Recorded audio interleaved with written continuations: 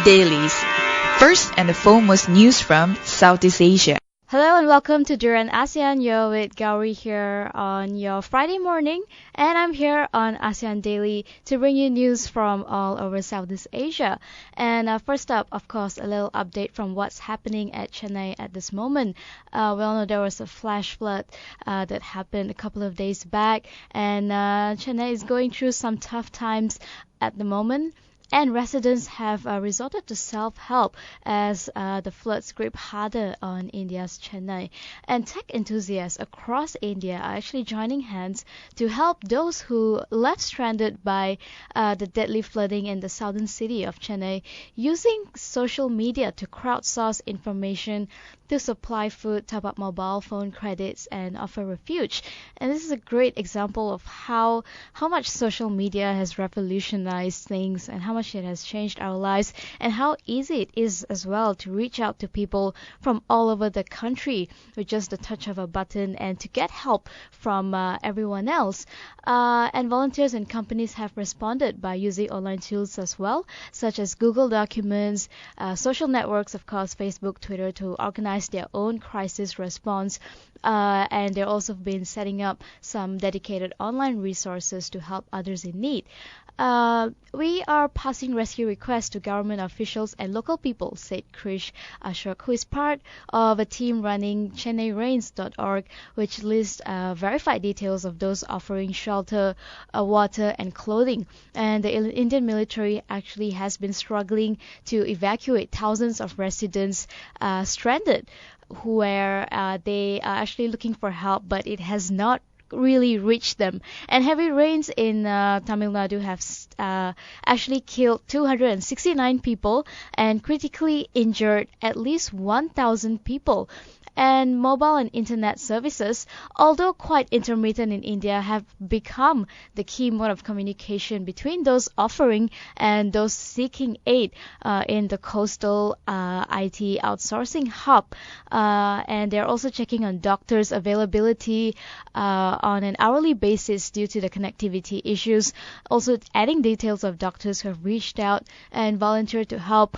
I think that generally when it comes to a natural disaster, a lot of people are willing to lend their hand and to see how they can help, what they can contribute, especially those who have the means to do it, the expertise to do it, like doctors, nurses, pharmacists, and psychological experts. But the main question is how to reach them, or how to let them know that all this help is available in the first place. I think Malaysia also needs to brace ourselves for that. It's already entering December, and we'll be expecting the flash floods pretty soon, and it will be almost the same cycle all over again, where there's going to be a massive flash floods, people will be evacuated to schools, and then we have, of course, the first Mercy Malaysia jumping in and kicking off all the humanitarian aid work, and then you have other organizations going in as well. And we have still not solved the root of the problem, which is the drainage system. And it seems it's great that people in Chennai, in India, have resorted to taking things into their own hands and being more proactive about the whole issue and settling it without waiting for the government to do something about it. And moving on from Chennai to Chennai to Cambodia, where a doctor was jailed for 25 years for infecting 200 people with HIV. An unlicensed Cambodian doctor was sentenced to 25 years in prison after he was found guilty of infecting more than 200 people, including some later who died. And the case has shone a spotlight on the chronically underfunded healthcare system in Cambodia, which is considered an impoverished nation. A lot of people have to rely on teaching themselves about medical knowledge, or even about treatments, or what to do when they're not feeling well. And the doctor's name is Yam Shireen, 55 years old, is actually facing the prospect of life in prison, but his murder charge was reduced by the court to a lesser manslaughter offense.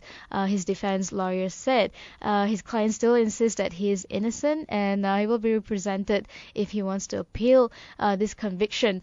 I think the main issue here that we want to discuss about is the poor healthcare system that is ongoing in Cambodia.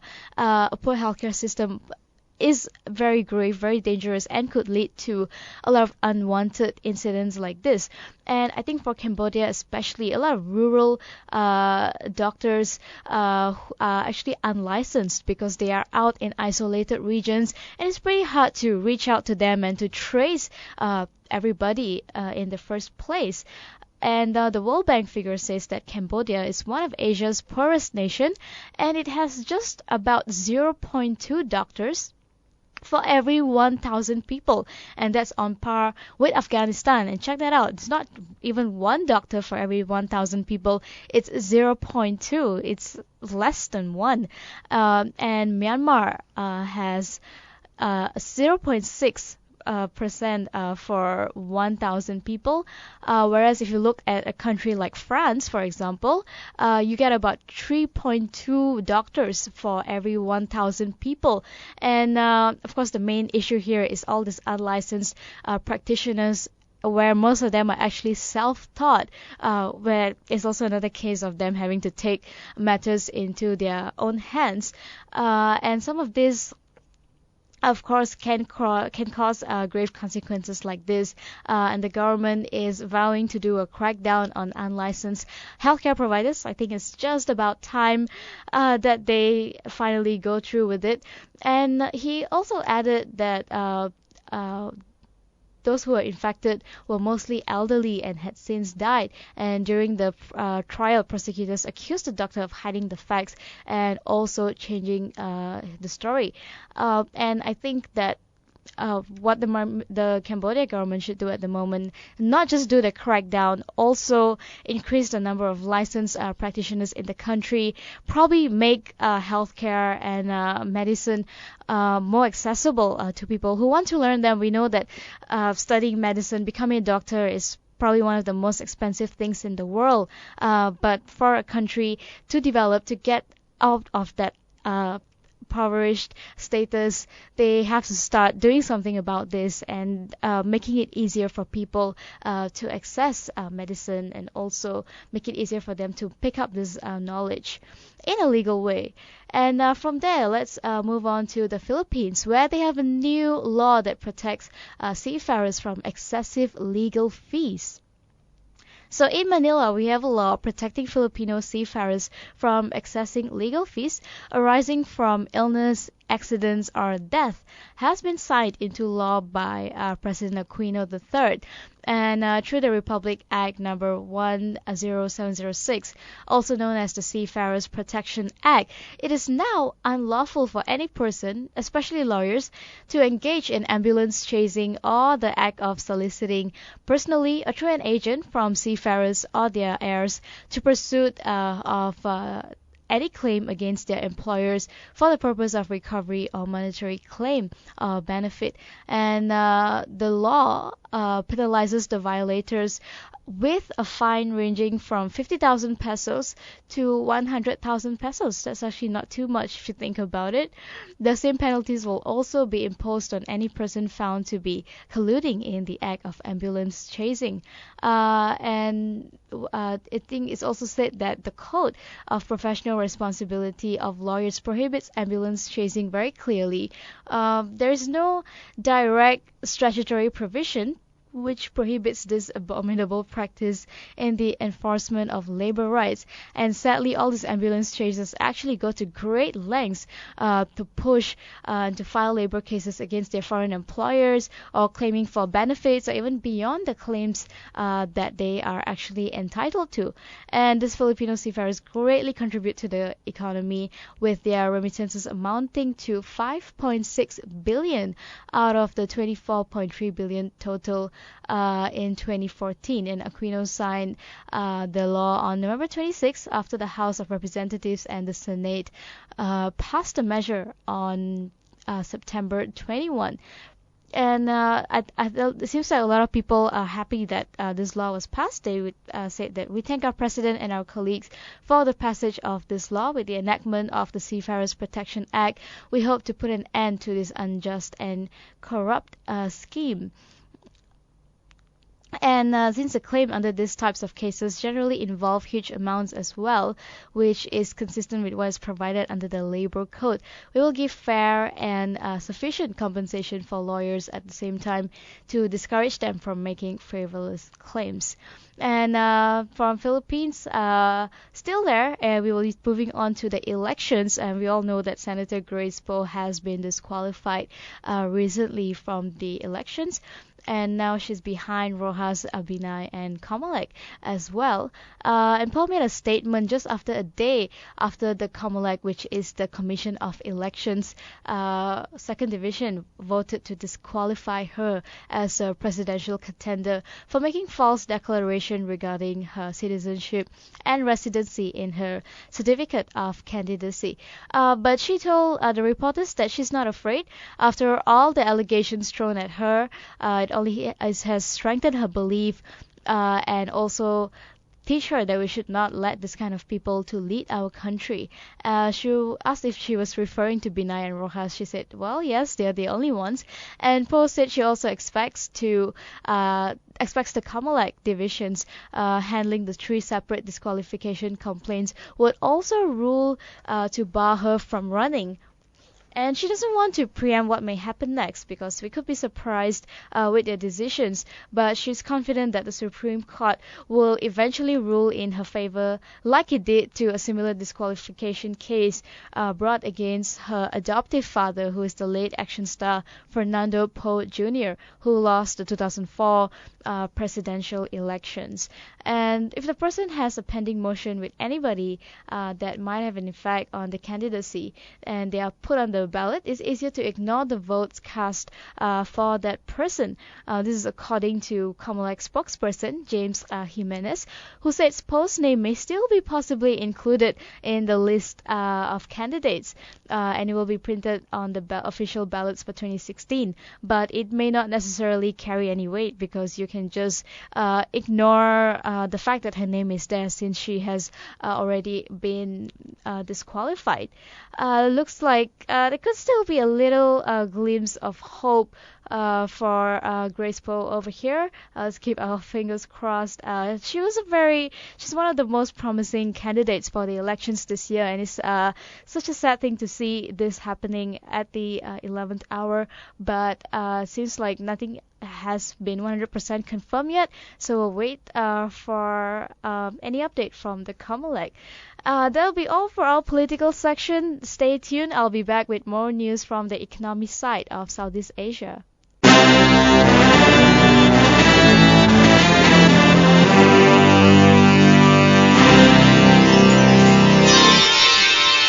ASEAN Dailies. First and the foremost news from Southeast Asia. Welcome back. This is Arlene. Hi, this is Gowri. And you're with us on our ASEAN Daily, where we bring you news on Southeast Asia. Earlier on, we discussed a lot on the political side of Southeast Asia, and this time we are moving in towards the economic side. So ASEAN's new community is only a small step, it seems like. Yeah, and it is a very long ongoing thing that we've been talking about, and definitely was also the highlight this year, especially because it's already the end of 2015 and we expect to see a lot of changes happening in terms of reducing economic tariffs and whatnot. But it seems like all the specifics of the communities that will entail have not really been finalized despite long blueprints proposed by ASEAN for each of the communities. And the most developed idea is the economic community itself, which is supposed to be the creation of a single regional market for goods and services. And this is technically supposed to come into effect on December 31st. But seems like it will not really do much to change the perceptions of ASEAN, which is never really quite a strong organization to begin with, according to the Council of Foreign Relations. Yeah, I mean, to start with, they have a very small ASEAN secretariat. But I think to move beyond that, a lot of people, when they see ASEAN, you see an ASEAN that is still bogged down by domestic politics. And the smaller and poorer nations cannot step up in the void. For example, Thailand is still reeling from years of political turmoil and is ruled by a military regime. Of course, in Malaysia, it is our Prime Minister is consumed by alleged scandals involving state fund, and Indonesia President Joko Widodo is focused on domestic reforms rather than regional reforms. And apart from that, we also have, of course, what's happening in Myanmar at the moment. And although Aung San Suu Kyi has won the elections, she apparently cannot even be the president of Myanmar. And of course, they have the huge refugee problem that's happening there. And to top it all off, we have the haze problem, which happens year in and year out. Of course, we had a treaty that was signed during the ASEAN summit. But even then, took years and years and years for us to finally come up with a concrete solution for the problem. And that's the thing, like there's so many problems that is bogged down on ASEAN, but the strongest country within ASEAN, which we all know is Singapore, they prefer to focus on their bilateral relationship with countries throughout the Pacific Rim and cannot effectively lead ASEAN itself. So there's a lot of things that are very disfranchised within ASEAN as we all look towards the next year's ASEAN in Laos. Yes, and Laos chairmanship will highlight the fact that for all its meetings and all its rhetorical commitments to human rights and inclusiveness, ASEAN will still remain essentially a leaders' organization, even more so than regional groupings like the European Union. And Laos also has an authoritarian government, and that has so far refused civil society groups from across Southeast Asia to actually meet in Laos during an ASEAN summit next year. And Radio Free Asia's Laos service reports that Vientiane refused to allow the civil society meeting, citing potential criticism by participants against government in the region and inadequate resources as among the reasons for the decision. I think one of the most important things for a country that's moving forward is to allow voices from different groups to be heard, especially from all the civil societies. And hopefully, as the chairman of ASEAN, Lao can sort of pick up on that part. I doubt so. I think the only countries that would allow civil society to flourish is Philippines and Indonesia. The rest of the ASEAN nation, they are pretty dictatorial. Moving on to another news about Vietnam. Vietnam's economy recovery firms up with a positive outlook. Its economy has weathered and recent turbulence in the external environment fairly well. This is according to the World Bank's Taking Stock report. And the GDP growth is expected to come in at 6.5% this year. However, the performance is underpinned by further recovery in the domestic demand, in turn reflecting a robust private consumption and investment growth. And what's happening here, according to Victoria Kwakwa, who is the World Bank Country Director for Vietnam, she said, stronger domestic demand, robust export performance, low inflation, as well as improved confidence have all enabled Vietnam to create a firmer foundation for midterm growth. And this is definitely a very good time for them to also solidify their macroeconomic stability and rebuild policy buffers, including decisive efforts in fiscal imbalances and to tackle other remaining vulnerabilities in their banking sector. Because at the end of the day, the better macroeconomic conditions will help to maintain the stability of the banking system. And on the external front, Vietnam's export performance remains strong, with total export turnover increased by 9.2% from the same period last year, mostly thanks to, of course, the strong performance of manufacturing exports, especially high technology products such as cell phones, electronics, and computers.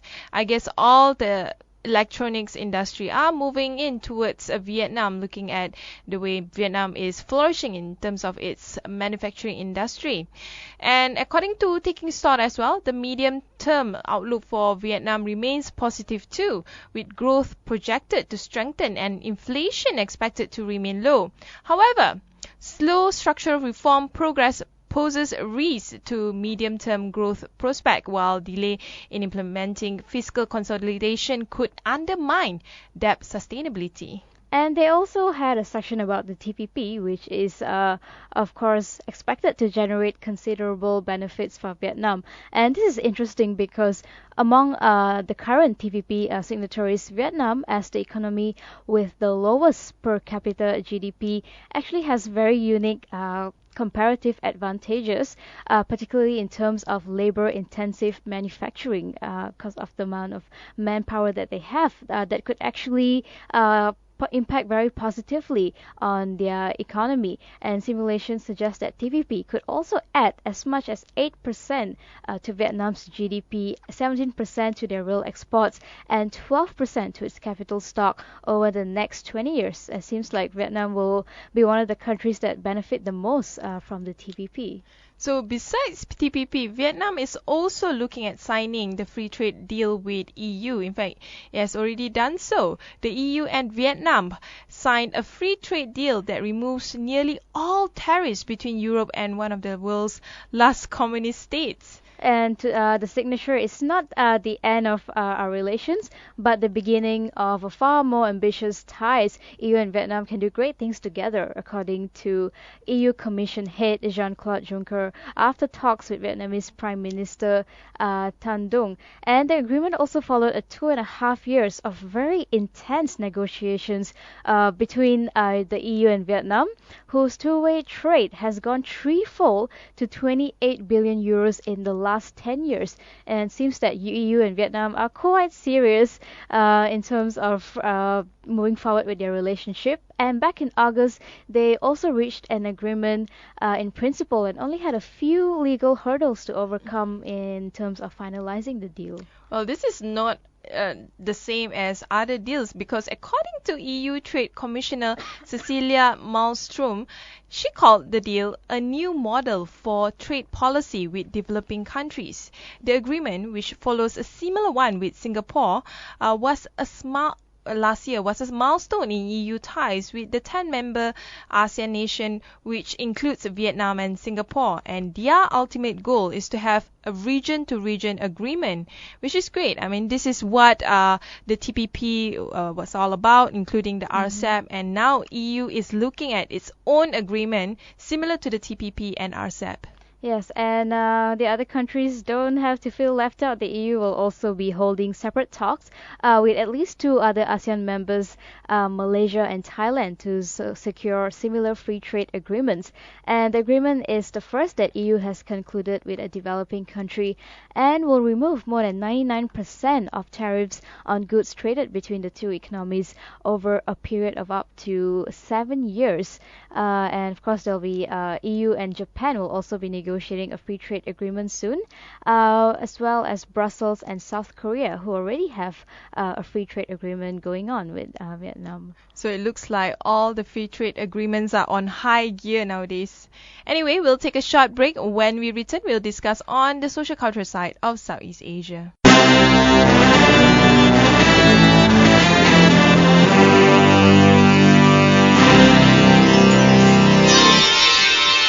ASEAN Dailies. First and foremost news from Southeast Asia. Good morning, this is Arlene. Hi, this is Gowri. And of course, you are still with us on our ASEAN Daily. So on the arts and culture side, we want to bring you on an issue that has been really affecting ASEAN for the longest time that I can remember, during 1997. This is regarding on the palm oil cultivation in Borneo, and of course is threatening the ecosystem with the yearly haze and the slash and burning that is happening. So ahead of the Paris Sustainable Innovative Forum at the COP21 taking place right now, in fact, a a magazine spoke to the wildlife photographer and filmmaker Matthias Klum, who will be among the many conservationists and activists speaking on environmental issues that threaten the Earth ecosystem. He has traversed the world as photographer and is a filmmaker for National Geographic, documenting ecosystem from the Galapagos to a couple of other different areas around the world. And he is believed to be one of the Earth's most pressing environmental concerns is the palm oil cultivation in Indonesia and Malaysia. And he has also illustrated that in a series of photographs. And we all know that the palm oil plantation, not the plantation itself, but the way it's being handled is one of the biggest culprit in the haze problem that we're facing. And during the past 20 years, the area under the palm oil cultivation in Malaysia and Indonesia has roughly tripled, helping to accelerate along with logging operations and bauxite mining. The destruction of the region's remaining forest also happened along with that. And the loss of these ecosystems, which is very rich in biodiversity. This has caused a lot of elimination of wildlife habitats, also caused a lot of local communities to be undermined, to lose their homes, and also those who depend on the rainforest for a small scale of agriculture, forest management, as well as fisheries. So it's not only solely a health problem here when it comes to the haze. It's also an economical issue because all these little communities who live among this area actually depend on this forest for their bread and butter as well, especially those who are living in the Borneo rainforest who need to get their protein not just from the forest but also from the rivers and the animals living in it. And as consumer, actually we do have the power to address this. First of all, I think the most obvious choice is to not consume products with damaging environmental and social impacts of palm oil. Avoid products containing uncertified palm oil and instead go for RSPO certified palm oil products. By doing this, we actually can make a difference.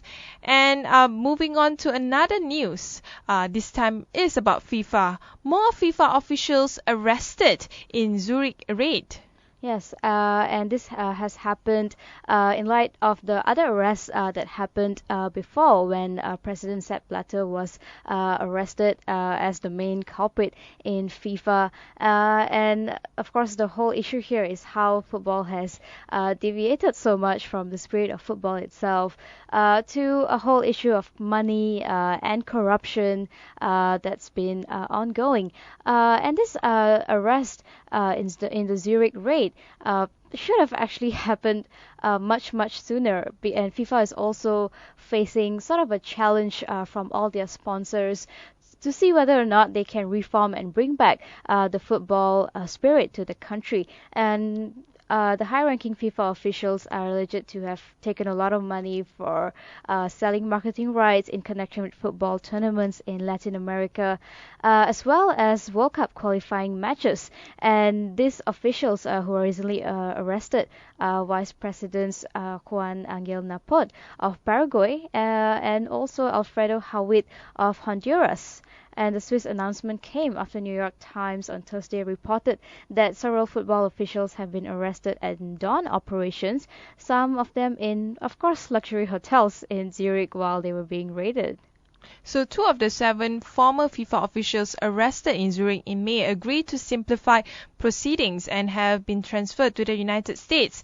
But the 5 others have opposed the move and their appeals against the extradition decision are pending in Swiss criminal court. Seems like the problem with the FIFA is still ongoing and a lot of things needs to be addressed, especially in terms of the issue of corruption. And with that, that's all from our news today, and thanks for listening to us. You can always subscribe to us on our YouTube channel by going to Durian ASEAN and Durian ASEAN TV, or you can also listen to us on the go by downloading our Durian ASEAN app. And also, don't forget to follow us on Facebook and Twitter for all the daily updates on guests and speakers. That's all for today. Thanks.